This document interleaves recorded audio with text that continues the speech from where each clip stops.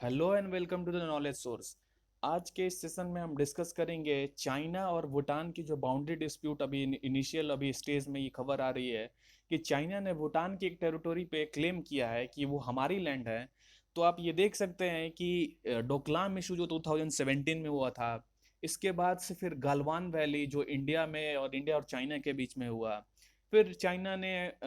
रसिया की एक टेरिटोरी पे क्लेम किया कि ये हमारी टेरिटोरी है, और ये अब फिर भूटान की टेरिटोरी पे क्लेम कर रहे हैं कि ये हमारी टेरिटोरी है। सो इन चाइना की जो एक्सपेंशनिस्ट पॉलिसी है वो कहीं ना कहीं पूरे वर्ल्ड के लिए एक बहुत ही डेंजरस सिचुएशन पे ला रही है। और ये जो कम्युनिस्ट पार्टी ऑफ चाइना है, जो अब जैसा कि प्राइम मिनिस्टर मोदी ने लद्दाख से विजिट में उन्होंने बहुत ही एलोबरेटली डिस्कस किया था कि अभी जो समय है, अभी जो पूरे वर्ल्ड को सोचना चाहिए कि कैसे डेवलपमेंट हो ना कि एक्सपेंशन हो। सो एक उन्होंने एक मैसेज दिया था कि अभी की जो सिचुएशन है वो विस्तारवाद की नहीं, विकासवाद की सिचुएशन होनी चाहिए। तो चाइना इससे कहीं दूर दूर तक इस पॉलिसी को अडॉप्ट करते हुए नहीं नजर आ रहा है। अगर मैं इस पूरे सेशन के बारे में बात करूं तो चाइना जो अभी रिसेंटली एक वहां पे टेरिटोरी है भूटान में, जहां उसे सेक्टेंग वाइल्ड लाइफ सेंचुरी के नाम से जानते हैं, जो ईस्टर्न बॉर्डर ऑफ भूटान में है, उस पे क्लेम किया है कि ये जो बॉर्डर बॉर्डर जो है वो डिस्प्यूटेड है। मतलब कि दो कंट्रीज में, चाइना और भूटान के बीच में, ये डिस्प्यूटेड टेरिटोरी है। ये जो पूरी जो क्लेम हुई थी वो 58th मीटिंग जो ग्लोबल इन्वायरमेंट फैसिलिटी की हुई थी, वहां जहां पे चाइना जो था वो अपोज किया फंडिंग टू प्रोजेक्ट, जो फंड इसमें आ रहा था ग्लोबल इन्वायरमेंट फैसिलिटी से, उसकी अपोज करते हुए कहा कि ये इस वाइल्ड लाइफ सेंचुरी में, जो कि सेक्टेंग वाइल्ड लाइफ सेंचुरी है, इसमें ग्लोबल इन्वायरमेंट फैसिलिटी जो है इन पैसे इसमें नहीं दे सकती है डेवलपमेंट के लिए या रीस्ट्रक्चरिंग के लिए या कुछ रीडेवलपमेंट्स के लिए। तो ये जो पूरा रीजन था जिसके चलते चाइना ये क्लेम कर रहा है कि ये जो वाइल्ड लाइफ सेंचुरी आती है पूरी, वो डिस्प्यूटेड टेरिटोरी में आती है। तो जब सबसे पहले मैं आपको दिखा दूं कि ये जो टेरिटोरी कहाँ है। अगर ये देखें आप, ये रहा सक्टेंग वाइल्ड लाइफ सेंचुरी, और ये है इंडिया के बॉर्डर, इंडिया की पूरी लैंड, और ये सिक्किम, ये भूटान, और ये चाइना। तो ये आप देख सकते हैं कि चाइना की टेरिटोरी यहाँ तक खत्म हो जाती है, लेकिन ये जो ईस्टर्न बॉर्डर में चाइना की लैंड है, चाइना सॉरी भूटान की जो ये वाइल्ड लाइफ सेंचुरी है, चाइना इस पे क्लेम कर रहा है। तो ये बहुत ही एक बहुत ही हास्यास्पद बात भी है कि चाइना भूटान के इतने अंदर टेरिटोरी है उस पे क्लेम कर रहा है। तो ये बहुत ही एक वरिंग सिचुएशन है कि कैसे एक इस मतलब ये टेरिटोरी, ये कंट्री जो है, वो अपने एक्सपेंशनिस्ट पॉलिसी को अडॉप्ट करने के लिए किस हद तक जा सकती है। और मैं अगर बारे में बात अगर कुछ एलोबरेटली डिस्कस करूं कि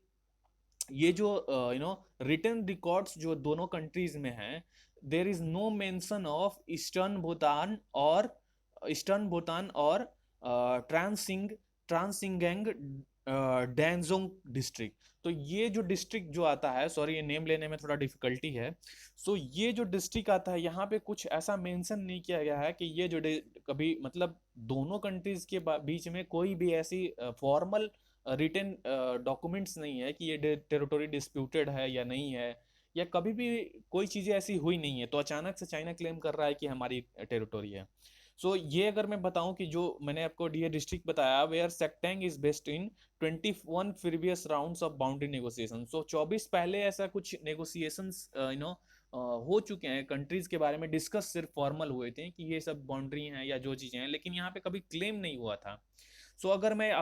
अगर आपको इम्पोर्टेंस इसकी बताऊं कि क्यों ये इम्पोर्टेंट है और इंडिया को इसके अपोजिशन के लिए आगे जाना चाहिए, क्योंकि आप ये देखें, अगर चाइना यहाँ से आपको इस बाउंड्री पे क्लेम करता है, जो कि कितना नियर है अरुणाचल प्रदेश के, तो यहाँ से आप एक्सपेंशन की आप गुंजाइश बहुत हो जाती है। और इंडिया को ये सोचना पड़ेगा कि इस भूटान को कैसे नेगोशिएट किया जाए एक शील्ड प्रोवाइड करके चाइना से। क्योंकि अगर इंडिया हमेशा चुप बैठेगा तो ये चीजें आगे बढ़ती जाएंगी, और शायद फिर यहाँ पे अगर आपके अगर एनिमी जो है यहाँ पे आके बैठा हुआ है, तो ये आगे आगे की जो लैंड्स हैं उस पर भी अपना वर्चस्व दिखा सकता है और बता सकता है कि ये हमारी लैंड है। सो इंडिया को एक नॉट ओनली मैं ये बोलूंगा कि एक गुड नेबरहुड के थ्रू भूटान की जो टेरिटोरियल इंटीग्रिटी है उसको मेंटेन करने की जरूरत है, बल्कि मैं ये भी बोलूंगा कि इंडिया को अभी अपनी मसल्स थोड़ी फ्लेक्स करने की जरूरत है, जहां पे चाइना को बताए कि आप अगर नेबरहुड में हमारे कोई भी चीज या कोई भी डीस्टेबलाइजेशन लाने की कोशिश करेंगे तो आपको मुंह की खानी पड़ सकती है। तो यहाँ पे इंडिया को एक बहुत ही डिप्लोमेटिक, नॉट ओनली मैं अगर टॉक टॉक के थ्रू मैं बात करूं, एक मिलिट्री के थ्रू भी एक कन्फ्रंटेशन की वो एक जोन बनाने की जरूरत है, जहां पे चाइना को ये पता चल सके कि वो हर किसी के टेरिटोरी पे अपना कब्जा नहीं जमा सकता है। तो ये एक क्लेम जो है वो इंडिया के लिए बहुत ही 2017 के बाद और फिर रिसेंट गलवान वैली में जो कुछ हुआ इंडियन और चाइनीज पीएलए सोल्जर्स के बीच में, इसके बाद जो ये क्लेम है वो इंडिया के लिए एक बड़ी सिचुएशन है। और इंडिया को अभी कुछ इनिशियल स्टेप लेनी चाहिए, नॉट ओनली डिप्लोमेटिक चैलेंज पे बट मिलिट्री चैलेंज पे भी इंडिया को एक शील्ड प्रोवाइड कराना चाहिए भूटान को। अगर मैं बात करूं चाइनीज फॉरेन मिनिस्टर जो हैं उनकी क्या पॉइंट ऑफ व्यू है इस रीजन पे, तो सबसे पहले मैं बताऊं कि जो बाउंड्री है between India and China has never been delimited, मतलब कि कभी ऐसा हुआ ही नहीं है कि इन सब बाउंड्री पे कभी डिस्कशन हुआ है कि ये बाउंड्री किसके रीजन में आता है। ये हमेशा से ही भूटान की इंटीरियर पार्ट ऑफ रीजन है, जहाँ पे भूटान की क्लेम होती है भूटान की सोवरेनिटी और इंटीग्रिटी को मेंटेन करने की बात होनी चाहिए। लेकिन यहाँ पे जो चाइनीज एक्सपेंशनिस्ट पॉलिसी है वो फिर से आ रही है आड़े, और यहाँ पे चाइना जो है वो अपने इस बाउंड्री को इस टेरिटोरी को अपना बनाना चाहता है। सो अगर मैं बात करूँ फॉरेन मिनिस्टर ऑफ चाइना के, उनके बारे में, तो उनकी जो डिस्कशंस हुई थी या उनकी जो स्टेटमेंट आई है, there have been disputes over, उनका मानना है कि डिस्प्यूट कहाँ कहाँ पे पहले आप देखें, ईस्टर्न, सेंट्रल और western sectors of long time. तो ये तीन जोन में जो है वो भूटान के साथ बॉर्डर डिस्प्यूटेड, ऐसा Chinese ministry of foreign affair का स्टेटमेंट है, ठीक है। अब मैं बार अगर मैं बताऊं कि भूटान का क्या व्यू पॉइंट है, तो Bhutan has always maintain A discrete silence on it's boundary. तो कभी भी वो बाउंड्री को लेकर अपनी जो स्टेटमेंट होती है या कभी ऐसा बाहर मतलब किसी भी कंट्री के साथ शेयर नहीं किया है कि ये कंट्री हम ये रीजन हमारा है, क्योंकि एक आपको पता होगा कि भूटान एक बहुत ही पीस लविंग कंट्री है, और कभी भी उसका ये मतलब कोर एजेंडा रहा ही नहीं कि एक्सपेंशनिस्ट पॉलिसी अडॉप्ट करना है या जो भी।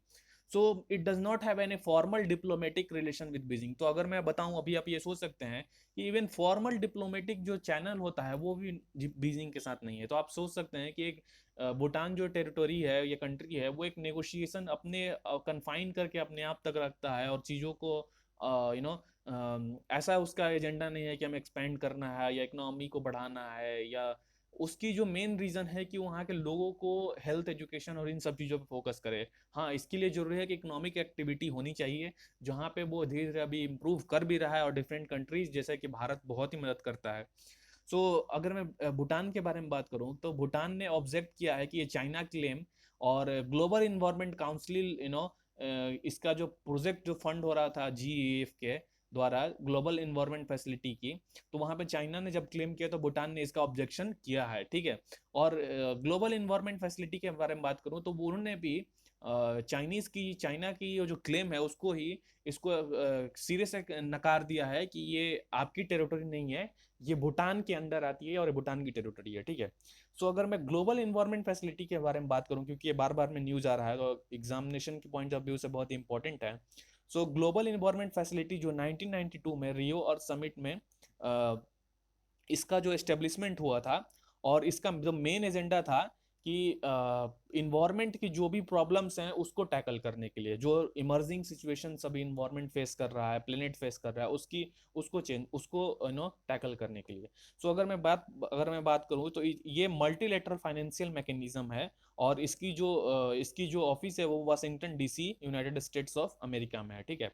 सो Global Environment Facility is jointly managed by the United Nation UNDP और World Bank and United Nation programme. तो तीन ऑर्गेनाइजेशन मिलके Global Environment facility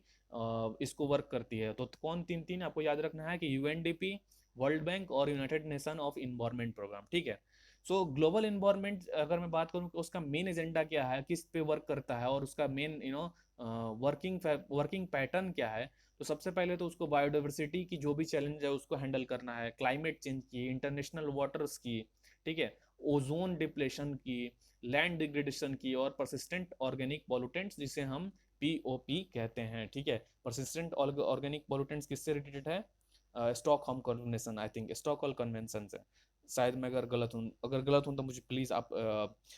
comment box में लिख के बताइए। सो ये था कि इंडियन चाइना और भूटान की जो अभी रिसेंट टेरिटोरी डिस्प्यूट इमर्ज होके आ रही है और इंडिया को क्या करना चाहिए हमने इसमें सीखा। सो मैं आशा करता हूँ कि आपको इसमें कुछ सीखने को मिला हो। So till we meet in next time, thank you and God bless to all of you.